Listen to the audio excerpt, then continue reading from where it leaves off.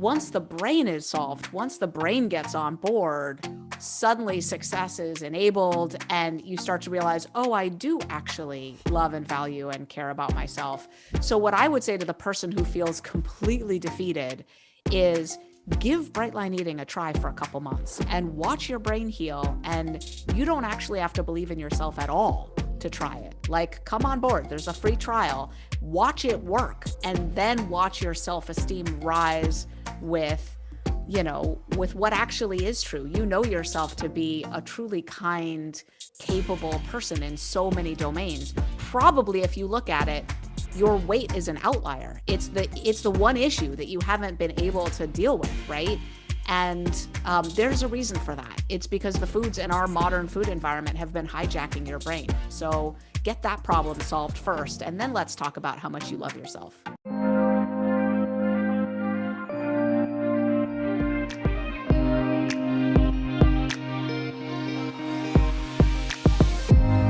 Welcome to the Woman's Doctor podcast, helping empower women to embrace their body and soul's full potential. I'm your host, Dr. Trevor Cates, and after 22 years of working with patients, I found the answers to our health struggles are much deeper than most people realize. To help explore this, I'm interviewing colleagues and other wellness experts to get to the root cause so women can realize their true beauty and be informed decision makers for themselves and their loved ones. Did you know that eating certain foods triggers the release of opioids and dopamine, which means they have an addictive potential? This also can lead to weight gain and a number of other health issues. So I asked today's guest to come on the podcast to talk about food addictions and how to achieve sustainable weight loss. My guest is Dr. Susan Peirce Thompson, who is an adjunct associate professor of brain and cognitive science at the University of Rochester and a multiple New York Times bestselling author and an expert in the psychology of eating. She is president of the Institute for Sustainable Weight Loss and CEO of Bright Line Eating Solutions. In today's podcast, we talk about the science behind why it's so hard for some people to lose weight, common food addictions, and how to finally break them, and why sometimes our appetite seems insatiable. Dr. Thompson also explains how weight loss issues change with age and hormonal imbalances. This and much more on today's episode of the Woman's Doctor podcast. Susan, welcome. It's so great to have you on the Woman's Doctor podcast. Thanks, Trevor. It's great to be here. Yeah, I want to just go ahead and bust one myth right from the get-go that to lose weight, you just have to eat less or count your calories. So, or the other thing is that it's just like, oh, you just need to decide to lose weight. And then it's not simple. Then you just, change. Yeah. So those are two of the big ones. Tell us about this. Like, why do people buy into this and why are they just not true? Yeah. So I think to lose weight, you've just got to count your calories, eat less and exercise more it's a really natural way to think because it's easy to think of the body as a machine and that there's some sort of equation of calories in, calories out happening. The challenging thing with that is the reason that it's not true is that our bodies are really, really, really complicated. And alas, the things that we eat today have a huge impact on how much and what we're going to eat tomorrow. So for example, I'll just give you a quick example. Research shows that animals who eat artificial sweeteners today are 50% more likely to eat a lot of sugar in the immediate near-term future. So what they're eating right now impacts what they're going to eat in a little bit, right? And so what happens is the food that we're eating today is wiring the brain up to make us eat this or that or the other thing downstream. So it's not just a simple calories in, calories out equation. The brain is actively being impacted with every bite we take, and that's shaping our future downstream. And the other thing about, you just need to decide to lose weight is like, well, really eating and maintaining a body weight that is appropriate and suitable according to the brain is a biological function that's as essential as breathing in enough oxygen And just like you can't decide to hold your breath and then run up all the flights of stairs of a skyscraper, you can't decide that you're going to convince the brain that it doesn't need to maintain a body weight that it thinks that it needs to maintain. And so if your brain is convinced, like it does become convinced, if you weigh 300 pounds or 400 pounds and your brain is convinced that that's what you now need to weigh, and you're going to decide to lose weight, and the brain says, oh, no, you don't, you will not, I will make you regain that weight, you just watch and see, is similar to trying to sort of convince the brain that it doesn't need oxygen. So you need to get your brain on board is essentially the issue. You have to get your brain on board or it will fight you every step of the way. Yeah, absolutely. Okay. Well, so we're going to dive into all of that further, but let's back up for a minute. Will you tell everyone a bit about your story? What led you into being so passionate and knowledgeable about this? I come at the food and weight game from the perspective of addiction. And that's because I come from a background of addiction. So I started using drugs when I was 14. At first, just experimentation. I also was using drugs a little bit as a weight control mechanism. I was already concerned about my weight at that age, but the drugs took on a life of their own. I do have a genetic susceptibility to addiction. And by the age of 16, I was doing crystal meth. And by the age of 18, I was on cocaine. 19, I was freebasing and smoking crack, and then started prostitution. And that, dropped out of high school. And by the age of 20, luckily, I got clean and sober and haven't had a drink or a drug in 28 years, which is a miracle for me. But I quickly got fat and my addiction hopscotched right over to food. So I suddenly found myself using food like I had been using crack. Like I could see the similarities. I was literally staying up late, binging my brains out and using food with the same kind of urgency and ferocity that I used to use drugs. And so I knew by the age of 21 that I was addicted to food. I could tell. And I tried 12-step approaches to that and all sorts of different things. And I found food to be harder to kick than crack cocaine, which is crazy to say, but really true. And I did lose all my excess weight when I was 28. And so I've been in my natural right-sized body since then. I guess, what is that now? 19 years, something like that.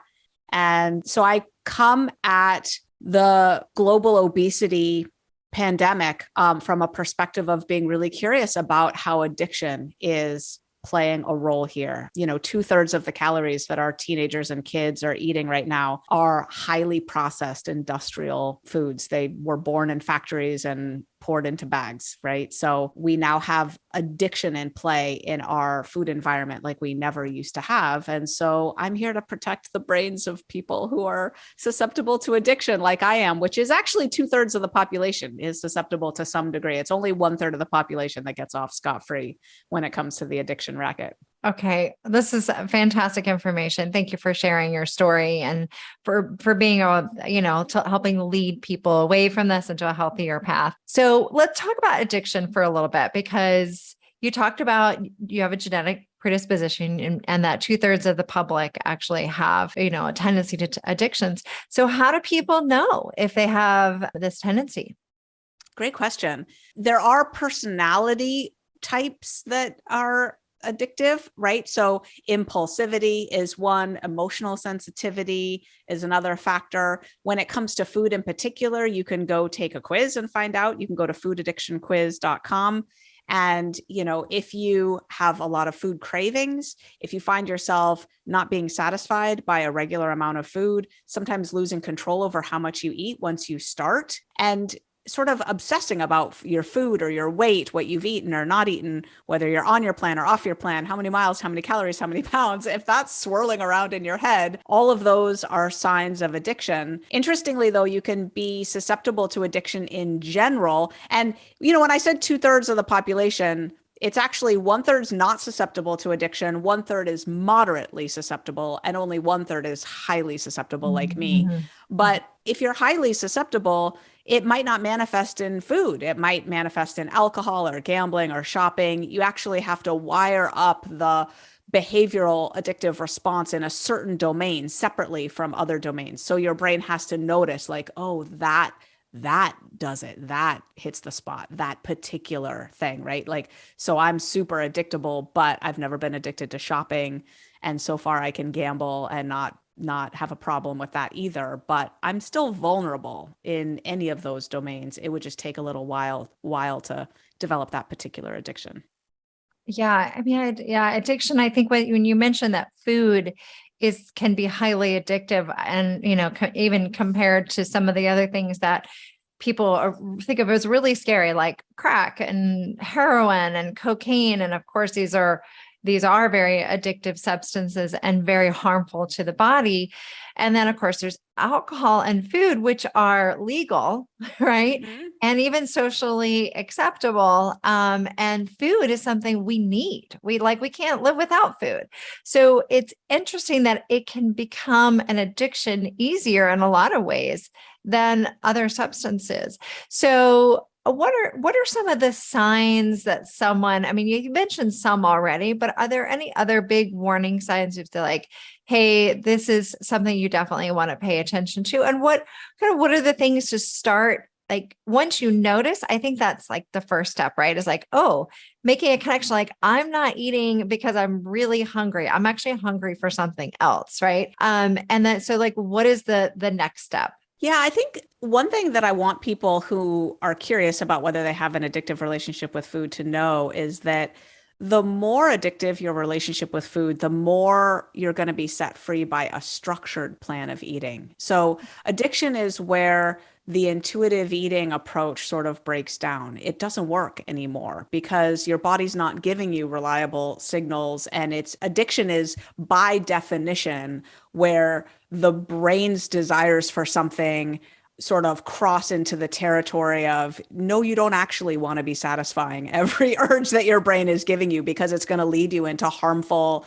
self-harming territory, right? And so an intuitive eating approach by definition is the wrong approach for someone who has an addictive relationship with food. And a more structured eating approach is going to be more helpful. So that's actually kind of the litmus test of if you look at someone with an eating disorder, for example, they may or may not have food addiction. It's about 50-50. And part of the litmus test is take out sugar and flour, take it out of their diet completely with a bright line. A bright line is a clear rule, like a boundary that you just don't cross. Like if you're going to quit smoking, you have a bright line for cigarettes. You just don't smoke no matter what. And if you have a bright line for sugar and flour, do you suddenly get really peaceful? Do the cravings start to go away, right? That's the sign of an addiction. It's like, oh, abstinence actually helps. So that's one of the important things I think people fail to realize is that when addiction is in play, abstinence is often the answer. Like if you're a 3-pack a day smoker and you want to get healthy,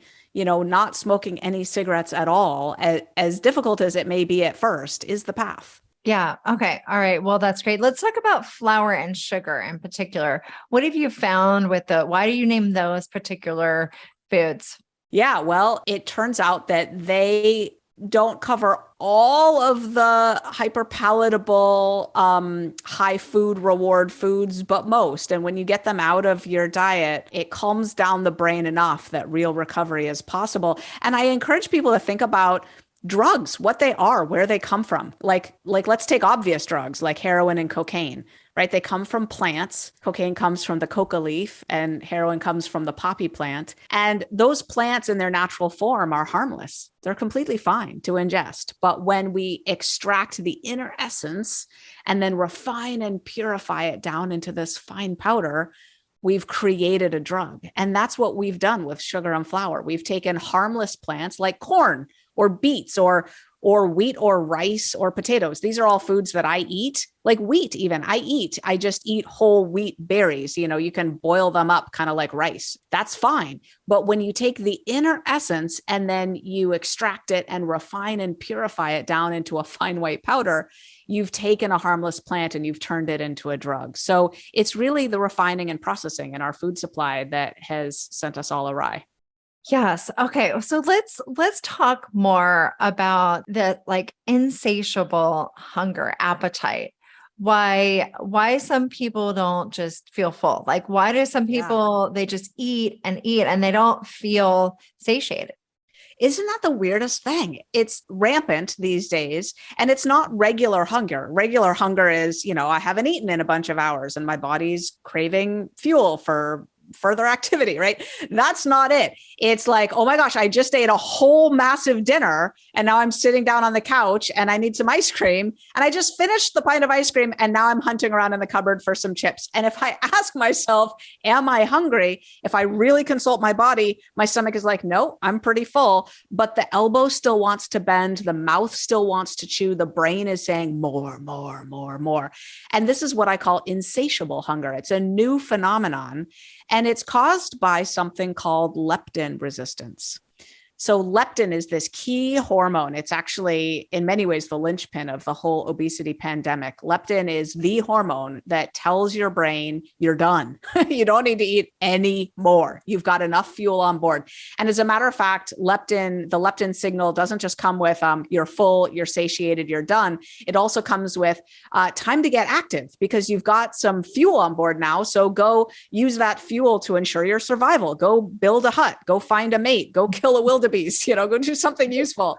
So leptin is the hormone that we want to have on board if we want to lose weight for sure. And when they discovered leptin in 1994, the insurance companies spent billions trying to figure out how to manufacture leptin pills or do something. They thought it would get people thin. Unfortunately, no matter how much leptin you give to people, it doesn't help because the issue isn't they don't have it. The issue is the brain can't see it.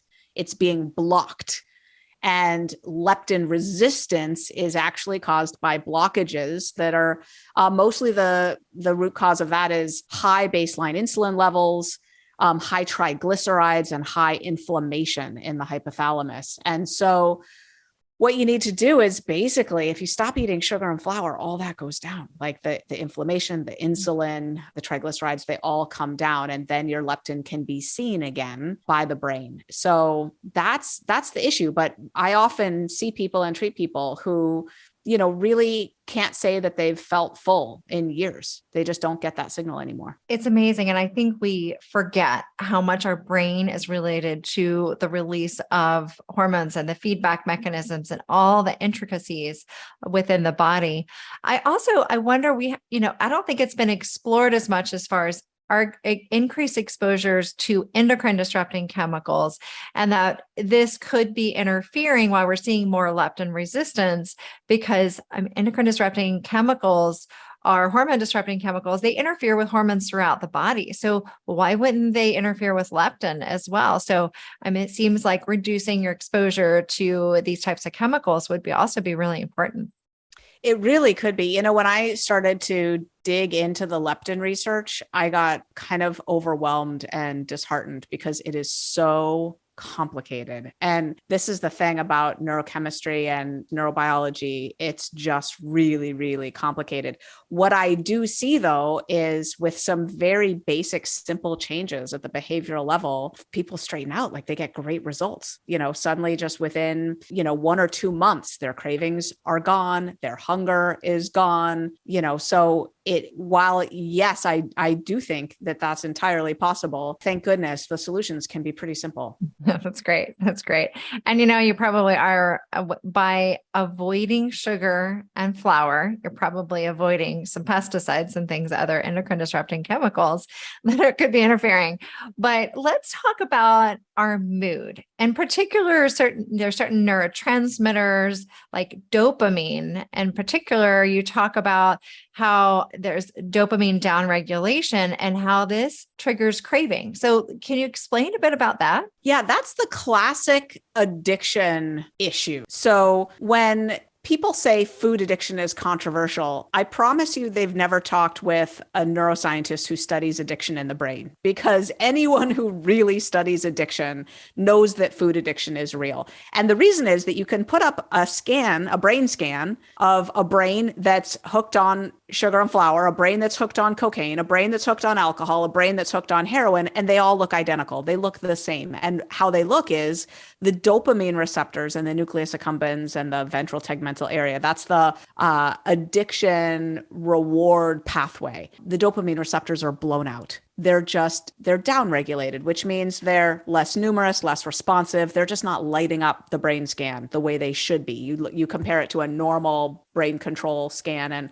there's all kinds of yellow and orange and red lighting up those areas. Well, with addiction on board, there's downregulation. So the way that happens is after a few uses. So, whether that's you're a sex addict and it's, you've discovered Pornhub and you're, watching pornography a bunch, or, you're a food addict and you're swinging by Dunkin' Donuts every morning, or you're a cocaine addict and you've started to do cocaine, you're using, that part of the brain gets flooded with dopamine. I mean, way more than you could get naturally in your natural environment by having sex with your spouse or eating blueberries and oats in the morning, or, so that part of the brain gets flooded with dopamine, and the receptors kind of go, whoa, that's way more than we ever needed. So what we'll do is we'll adapt, we'll downregulate, we'll thin out the receptors so that when these floods keep coming, we'll have a more weighted and measured response, right? Which is fine, but now you're rewiring the brain, and now you gotta make sure that you're prepared to swing by Dunkin' Donuts every morning, or you're not gonna feel okay. You're gonna feel sort of restless, irritable, itchy, like not okay. So at that point, you're not using to get high, you're using just to feel normal, just to get back to baseline. And that's the plight of the addict, is you've got to use to feel normal. So it's really a dopamine malfunction issue, a dopamine downregulation issue, where you've got to now use, not just in the morning, but throughout the day, every day, or you're not going to feel okay. Yeah. And so with your approach, you just feel like you've got to create these boundaries with food. Like you've just got to kind of reset. You've got to reestablish your pattern. Yes. So with bright line eating, we have a bright line for sugar and flour. It's very similar to quitting smoking, right? You just stop. We give people a pathway for achieving that, though, that's really helpful. So we take over in the first, 2, 3, 4 weeks. We teach them how to do it.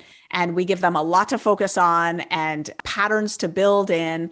And we essentially wire up a behavioral scaffolding that essentially makes their eating very similar to teeth brushing. If you look at how most of us achieve brushing our teeth morning and night, and it's not that we're in the mood for it. It's not that we have a sticky note on our bathroom mirror to remind us. It's not that we, have to be really motivated to do it. It just happens as a matter of course. And then we achieve it whether we're traveling, whether we're sick, whether we're out late at a New Year's Eve party, we come home, we brush our teeth, we collapse in bed. So this kind of execution in the teeth brushing realm is really worth studying, because if you want to succeed at the weight loss game, that kind of automaticity is what you've got to build in. You've got to make it so that the right thing to eat is what you've eaten, whether you're sick, whether you're traveling, whether you want to or don't want to, whether you're motivated or not. Because let's face it, the real motivation of a weight loss attempt fades so quickly. And then you're kind of back to life as usual, right? So we teach people how to get that done in bright line eating. And it's a powerful, powerful system. So I think a lot of this is around mindset too. I think a lot of times people are beating themselves up. They don't have good self-care practices. It's hard to make that step. I think that a lot of times we have to realize that we're worth it, that we deserve healthier lives, that we deserve to be free of the suffering that a lot of us experience, free of excess weight, if that's one of the goals that we have. And so, do you have any tips for people to kind of like say, okay, I can, what is that like kind of mental hurdle that people have to get over? Yeah, great point. I have a completely flipped upside down perspective on that.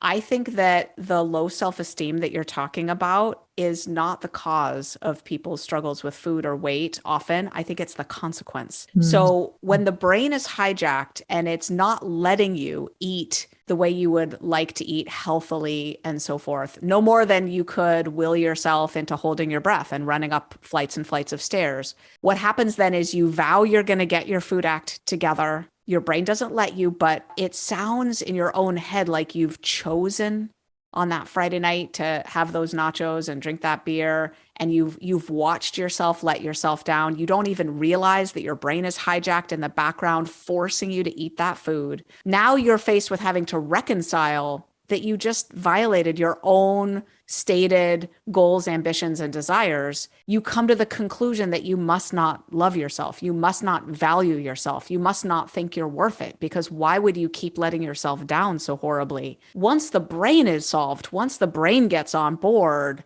suddenly success is enabled, and you start to realize, oh, I do actually love and value and care about myself. So what I would say to the person who feels completely defeated is give bright line eating a try for a couple months and watch your brain heal. And you don't actually have to believe in yourself at all to try it. Like, come on board. There's a free trial. Watch it work, and then watch your self-esteem rise with, with what actually is true. You know yourself to be a truly kind, capable person in so many domains. Probably, if you look at it, your weight is an outlier. It's the one issue that you haven't been able to deal with, right? And there's a reason for that. It's because the foods in our modern food environment have been hijacking your brain. So get that problem solved first, and then let's talk about how much you love yourself.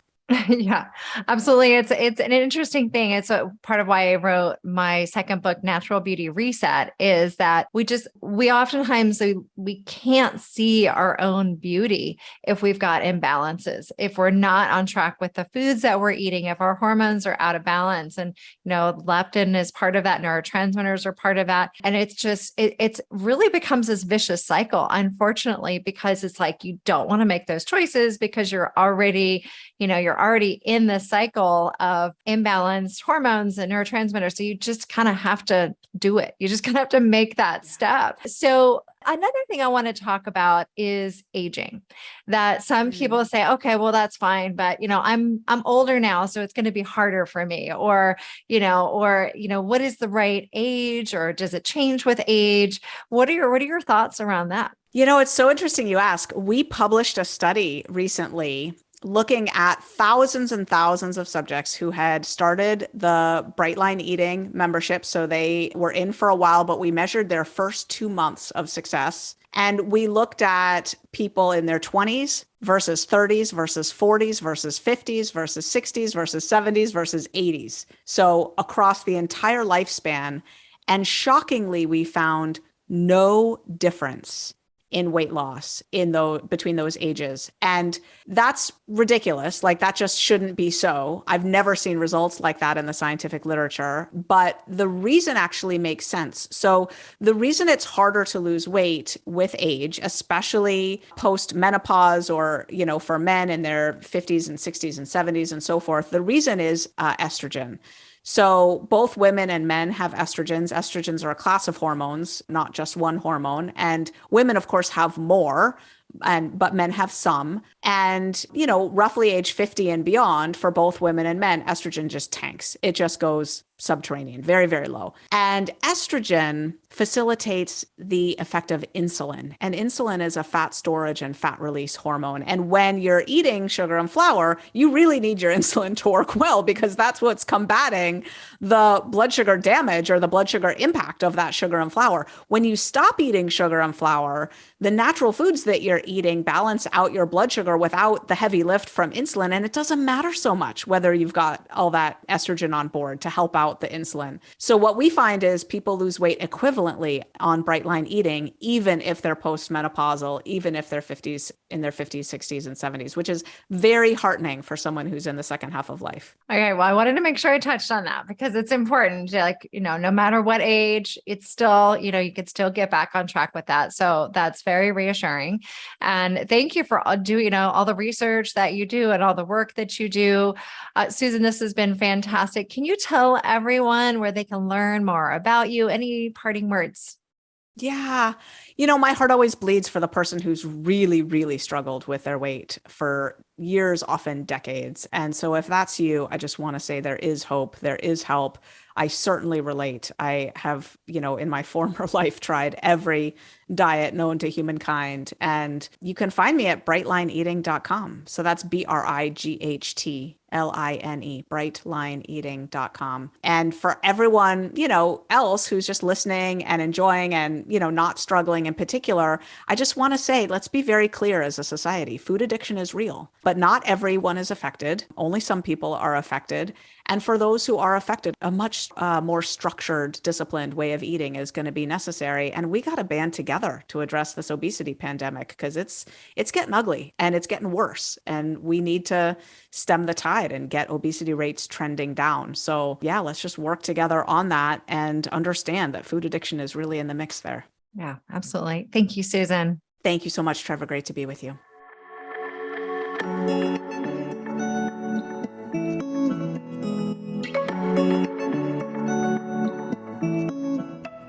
Thank you for listening to the Woman's Doctor podcast. If you enjoyed the podcast, be sure to share it with the women in your life and rate and review the show.